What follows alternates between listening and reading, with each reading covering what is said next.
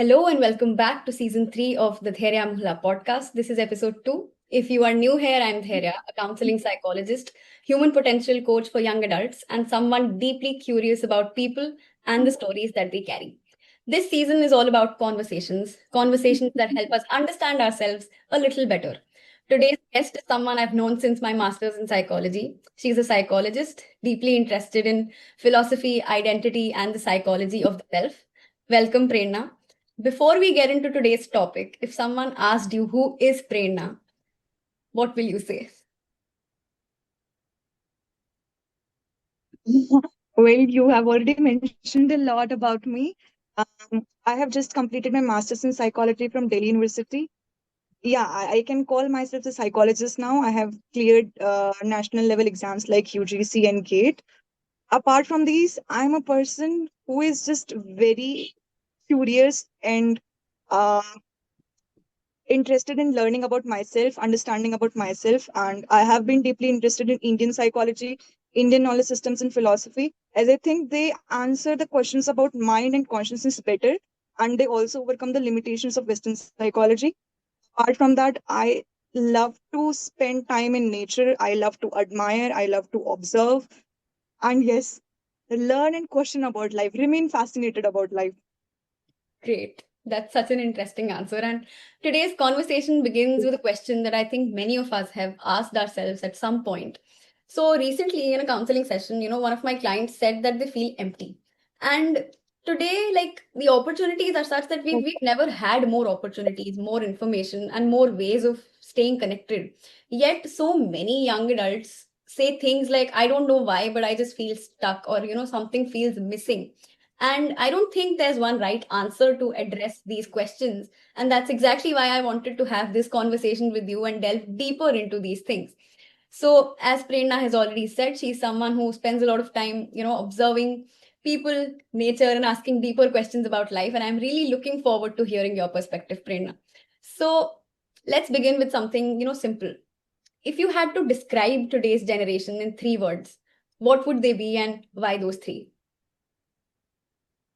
I think first would be digital. We all agree that our generation has been most digital than ever.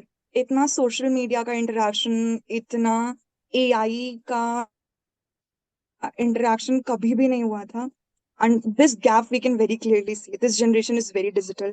Because of being digital, it is connected. And because of being digital, it is distracted, it is restless. So, first word that I would use is digital. Then they're very distracted, very restless because of how how faster, how hastened everything has got. And third word would be conditioned, क्योंकि हर तरफ से information का overload है. मतलब it's like everything, almost everything we are exposed to, no matter what it is. So Hmm. we have become highly conditioned, overly informed, and apart from that, this generation is also immensely capable.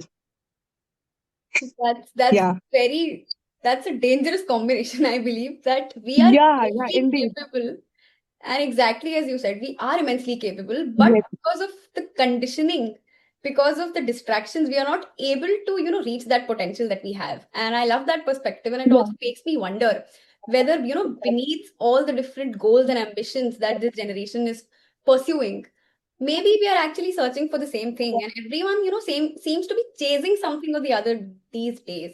What do you think we are all really looking for?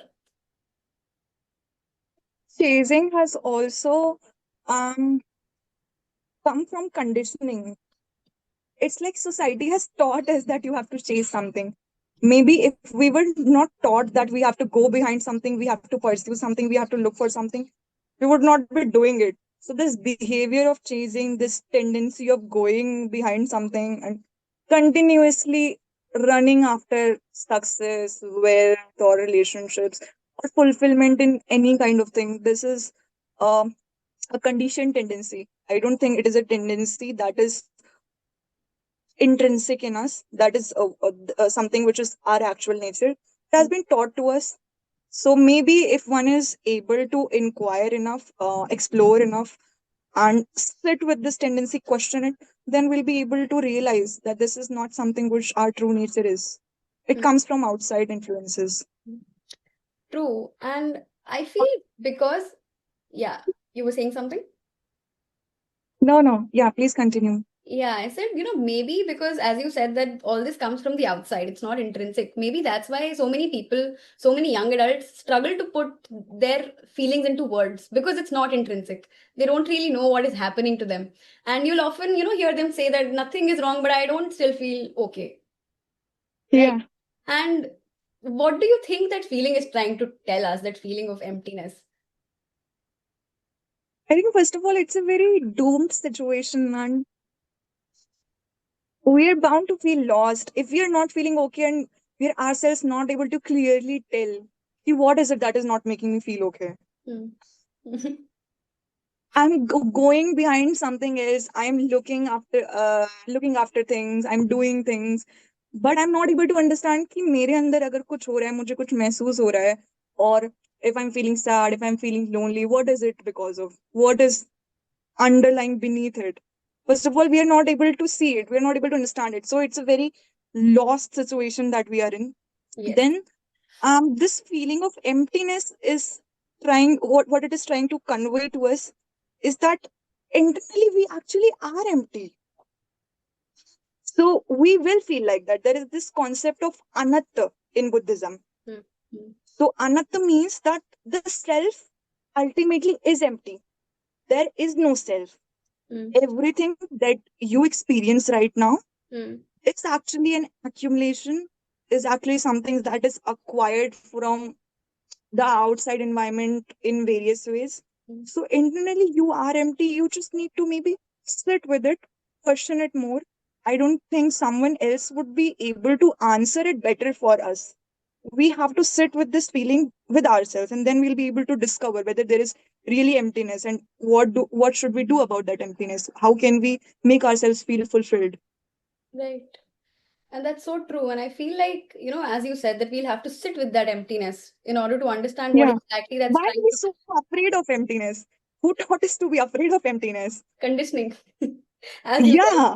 as you said, conditioning is something that taught us to, Yeah. be afraid of that feeling of emptiness. And what's interesting is that none of us, sit idle anymore. Our calendars are full, Yeah. our screens are Yeah. full. As soon as we start to feel unhappy, Yeah. lonely, sad, we want to just escape that feeling. And Yeah. the more you try to escape it, the more it gets intense, the more it takes hold on you. Yeah. Why can't we just accept that there can be loneliness and it is a part of human experience? Yeah. Feeling sad, feeling empty, it is a part of human experience. So, why do we have to chase happiness? What is this desire to chase happiness? What is this tendency to go behind pleasure, to go behind happiness? Can we sit with unhappiness? Can we sit with sadness? Can we sit with being upset, being unfulfilled, feeling empty, feeling lonely about life? That's exactly the question that we're trying to, answer today. And I don't think many of us can sit with, those feelings, those emotions, because as I was saying, that our minds are full all the time. Yeah. But that does Yeah. not necessarily mean that our lives are full. And we've become really good at staying busy. What do you Yeah. think? Is being busy and is being fulfilled, is it the same thing or are they different? Very clearly different things. Being busy is just mind's tendency to look for permanency in things that are transient. So we try to keep ourselves busy to escape that feeling again, the feeling that we're talking about, that feeling of emptiness, that feeling when someone sits with themselves, someone sits idle, they don't feel like facing that feeling Hmm. or coming face to face with that emptiness. Yeah. It is an empty mind that is seeking activity, continuous activity or continuous involvement and engagement in something. So being busy and being fulfilled are two very different things. In fact, one will be able to feel fulfilled only when they're okay with being busy, being free, and in both the situations their happiness or their feeling of fulfillment is not dependent on outside factors. That would be the real feeling of fulfillment, which is not dependent on what is happening around you. In fact, that would be the real agency, that no matter what is happening around me, I Yeah. have agency. on myself. That is the true freedom. Yeah. That your happiness, your fulfillment is not dependent on what is happening. Either you're busy or you're free. Maybe you don't have any work to do. Hmm. Hmm. Yeah. True, that's so true. And this reminds me of that paper, The Empty Self, as you were also mentioning. Yeah. And, you know, somewhere or the other, we are all chasing something or the other to fill ourselves, whether that is, social media, whether we resort to shopping or anything, just to feel that sense of fullness. But the thing is that the more we chase, the emptier we become. And social media is something that's, it's a space where we are constantly watching everyone else's journey while we are trying to figure out our own journey. And but the reality, of course, is that it lets us see everyone's highlights, right?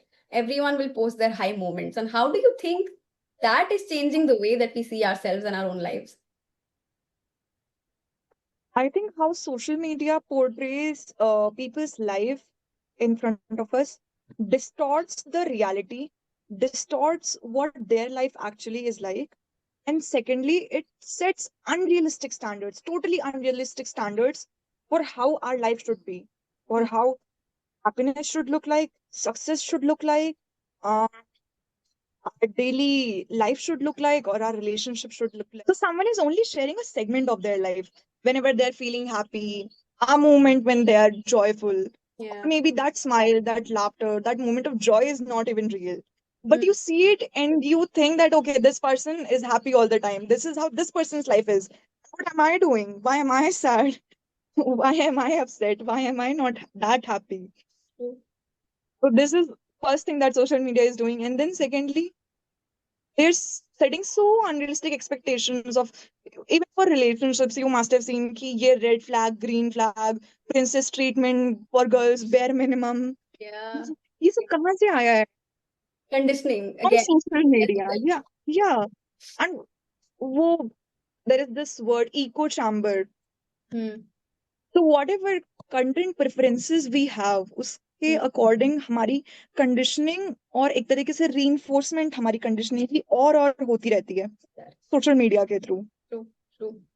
कुछ हमारा perspective है and once we start engaging with such post then वो और reinforce होता जा रहा है. We are Hmm. Not able to question it. So I think it's a loop that is very deceptive, very harmful. It can indeed make a person dumb and unable to question their views and their perspective about life. Yes. Yes. Yeah. So true. And I think that's also connected to because why we don't sit alone. We don't exactly know what we want. And then whatever that is being fed into our minds, into our brains, we accept that. And then that's exactly what we want in life, right? We are not able to get Yes. out of this loop of conditioning that whatever the society is feeding into our minds, into our brains, we just accept that. And I feel like we're missing out on a lot because we are accepting things without questioning them, as you wonderfully said, right? And one word that you described today's generation, one word that you used was connected, right? Yeah. Distracted yet Yeah. connected. And it's also so strange that despite being connected all the time, I'm sure, you might as well have thousands of followers on Instagram, hundreds of contacts on your phone, but you still feel lonely. There's still a sense of loneliness that people feel these days. And it has become such a common experience. Why do you think that is? That is very true, Dhairya. I think this generation is loneliest than ever. Yeah. Um, First reason or factor that comes to my mind for this is that we have isolated ourselves a lot from our previous generation, from nature, and from life around us. Mm. Probably we have set ideals about how social life should be like, how someone who is not feeling lonely is like. Mm. Again, because of social media, someone who is not lonely is with friends, hanging out with their peers, or going to concerts, or having interactions among people of their age. Yeah. And we also do feel a sense of inadequacy or incapability of having meaningful conversations with people who are younger or older than us, who are not of the same generation as us. I personally, I feel that mostly I'm not able to have meaningful and relevant conversations with my older generation, my parents or grandmother, grandfather, because their views and perspective about life are very different. Yeah. And the way our education has been, upbringing has been, it's very different again. Yeah. So because we have like limited ourselves, our interactions have been limited to only those people who are of our age or with social media or with things that we prefer or we are more inclined towards. That is not the right approach. I think one should be attentive towards life, be mindful towards life, be totally present in whatever environment they are. So if I'm feeling lonely, why do I have to think that I should have a friend or a person to talk with, or I should have a partner to share my life with? There's a tree right in front of me. Can I feel connected with that tree? Can I feel connected with the sky? Can I feel connected with the flower? There are animals around me. Can I feel connected to them? Who has taught me this idea that to be socialized and to not feel lonely, I have to only interact with human beings? So when we feel lonely, we don't see life around us. Yeah. We are probably a lot self-pitying, and we are conditioned by the ideas that this is what a healthy person looks like who has good social interactions. Yeah, that's such an interesting perspective that you shared, Prerna, that, whenever we feel lonely, we are in that loop of negative thoughts and we cannot see anything beyond what is happening inside us. We do not see life around us. And as you mentioned in the beginning as well, that you love spending time in nature, and so do I mean, if I don't have anyone to talk to, I'd rather sit in a park and enjoy. I'll watch squirrels, Yeah, I'll watch birds, I'll watch clouds. And yes, such a good time utilization of time. I would not say it's a time waste. Many people say we are wasting time. It's not. It's such a good, no. healthy utilization of time, I would say. You feel so Yeah, connected to in fact, time. there are scientific researchers how nervous system gets healed and calmed down when we spend time in nature, around trees, or listening to birds, watching animals. So that is in fact a more healthy way to heal yourself. Hmm, hmm, And hmm. that is the wrong perspective. Who taught us that only humans are living beings? We cannot see life in trees, we cannot see life in nature, we cannot see life in other elements around us. We have to change this view. When we change this view, maybe our loneliness will be reduced as well. Yeah. So the more one more perspective that I have is that the more selfless a person becomes, Hmm. the less lonelier they will feel, and vice versa. Nice. That's so true. That's an amazing perspective, whatever that you shared with respect to nature, with respect to being selfless, and also, with respect to talking to people, not just of our generation and only through social media, talking to people of all ages. And I feel like, there is such a communication gap between just children and their parents, or baki logon ka to chhod hi do, right? You can't just go talk to random people of any age. People don't even talk to their parents. And I feel like that's definitely increasing the feeling of loneliness. I remember I did my Yes. dissertation with older adults, 70 plus, all of them 70, 75 plus. And I had an Hmm. FGD focus group discussion, and we talked about how communication has, changed over the years. And such brilliant perspectives that I got to learn from them that I would not have been able to learn from people of my generation. So it's, not good to just limit yourself to people of your age. Talk to everyone. Yeah. You'll learn a lot. Yeah. Otherwise, you will miss out a lot on life. Yes. You will miss out on others' experiences, their learnings. Yeah. Yeah. So true. And I think that's something definitely, many young adults struggle with. And as you said, conditioning, we are coming back to this point because this entire, thing of emptiness and loneliness, I feel somewhere or the other, it's again related to the conditioning that we've been living in. That so many young adults struggle with this thing, that whether they're, making choices for themselves, or are they simply following a script? Are they really doing Hmm. what they want to do, or are they just following a script? And how can someone tell the difference between living the life that they truly want and living the life that they feel they should want, again, due to conditioning? Wow, that is such an interesting question. I wish I had come upon this question earlier in my life. And I think many of us do struggle discriminating or discerning between what is that I actually want or what is what is it that I feel I should want. Yeah. For this, I think one should have a very clear and penetrating intelligence, which should be able to inquire and discriminate between what is something that is imposed on me by society, by culture, by my family, by community, and what is it that I feel like I actually want. So Mm. this needs time. This needs people to inquire into themselves, Yeah. question themselves, really ask themselves if any form of success, any form of happiness is what they have taught to look for, or it is something which their actual nature, their true nature pushes them towards. Yes. It will take time Hmm. for someone to do that. Hmm. And I feel like because attention spans are so short that people are not willing to give that time to themselves. They'd rather watch a few more reels than spend any time with themselves. And that's the reason why we are not able to, explore ourselves in the manner that we should. And that's the reason why, again, we are not able to reach that immense potential that you mentioned in the beginning of the conversation. That the immense potential that this generation carries, we are not Yeah, able to touch it because of the distractions, because of the conditioning. And I think that really makes sense. Now, so I that only perpetuates the problem yeah, when when people are not able to sit with themselves, and instead they will just scroll few more reels to escape that feeling. yes, it's a really sad Yeah. state of affairs, I would say, and we really need to do something about this. But Yes, we sure need to.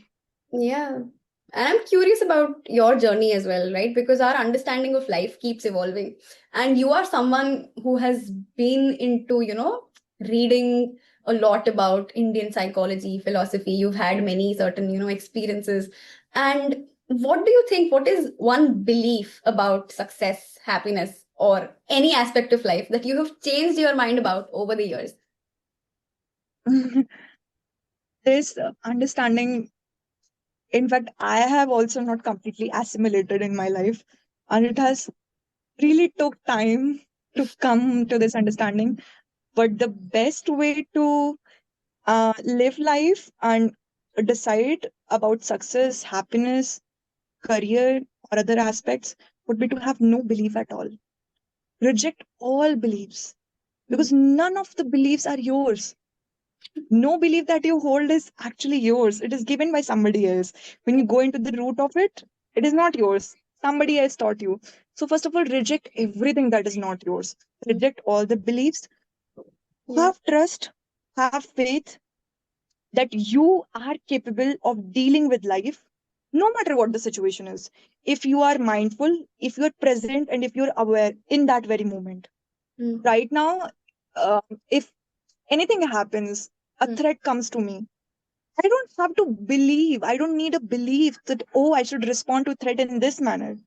My intelligence, my awareness is enough to make me decide and take a uh, useful action Yeah. in that situation. So I'll be able to do that. Whatever is functional in life, if I'm present enough, if I'm mindful enough, I'll be able to take action.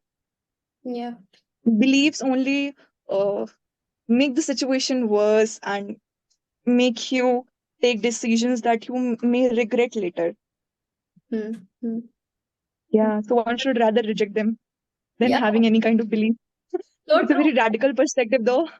Yeah, yeah, no, no, I absolutely agree. I feel that, if you don't sit with yourself and if you don't really realize, or, if you don't have the ability to discern which belief is yours and which isn't, and if you just accept whatever that's coming your way, I believe it is worse than having no belief at all, right? So it's better to have no belief at all and, just discriminate between things as and when they come rather than Yeah, accept whatever that is imposed on you.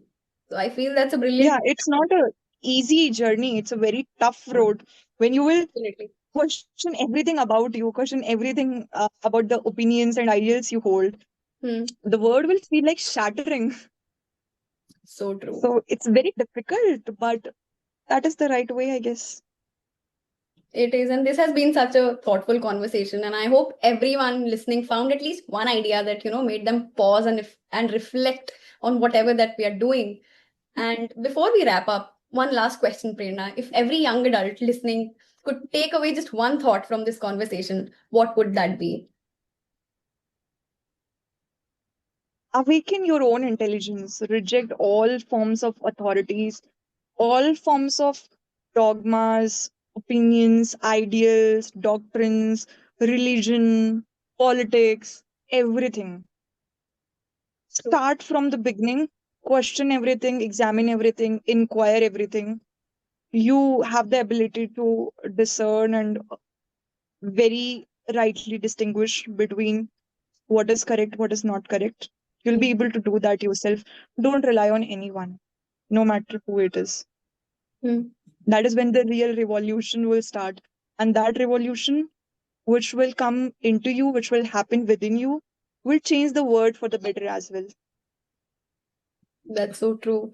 And I feel like, everyone today will really benefit from this conversation, not because it gave them all the answers, but I think because this conversation and your insights will definitely help them ask better questions to themselves, right? Regarding whatever Yeah, life that hope they're that living. happens. I really hope that, people will start asking themselves better questions. And thank you so much, Prerna, for being here, for sharing your thoughts so open. And to everyone listening, I'd love to leave you with one question. The next time you instinctively reach for your phone, pause for just a moment and ask yourself, what am I looking for right now? Maybe the answer is not on your screen. Maybe the answer is right within you. Thank you so much for listening. If this conversation resonated with you, I'd love to hear your reflections and feedback. Feel free to share this episode with anyone who might enjoy it. And don't forget to follow the podcast on Spotify and subscribe on YouTube. Connect with me on LinkedIn and Instagram as well. I post content related to growth and self development on all these platforms. And please follow Prerna as well. I'll attach all the links in the description. Until next time, stay curious, keep growing, and keep becoming. Take care.